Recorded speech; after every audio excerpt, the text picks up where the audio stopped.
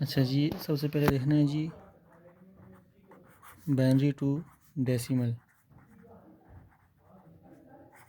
अच्छा, पहले हमें पता होना चाहिए कि बाइनरी होता है क्या है। ठीक है, बाइनरी में ना हमारे पास दो डिजिट आते हैं, वो 1 2 नहीं होते, वो 0 और 1 होते हैं। ठीक है, अब ये 1 और ये 2।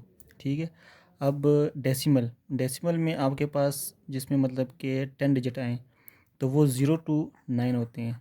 जितने भी डिजिटल नंबर होते हैं वो हमेशा 0 से शुरू होते हैं। ठीक है,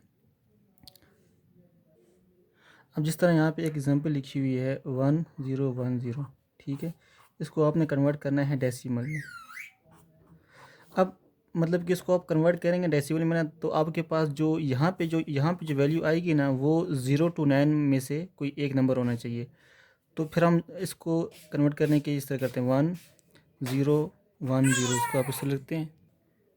अब यहाँ पे जो ना आपने इसको ना राइट साइड शुरू करना होता है 0 1 2 3। ठीक है, अब 0 1 2 3 का मतलब ये है कि आपने बाइनरी नंबर यूज़ किया है ना, तो आप यहाँ पे 2 की पावर 0 लिखें।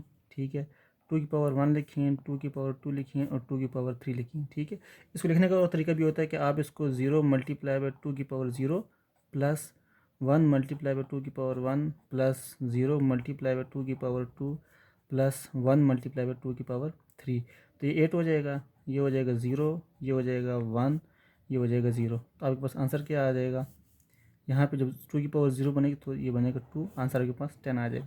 अब देखें, ये तो आ गया 10। अब इसको हम इंडिविजुअली देखेंगे। ठीक है, 1 और 0 को। अब मैंने आपको बताया था कि ये 0 to 9 में से कोई एक डिजिट होगा। अभी तो ये डिजिट ही ऐसा था तो वो आ नहीं रहा था। अब ये 10 है ना,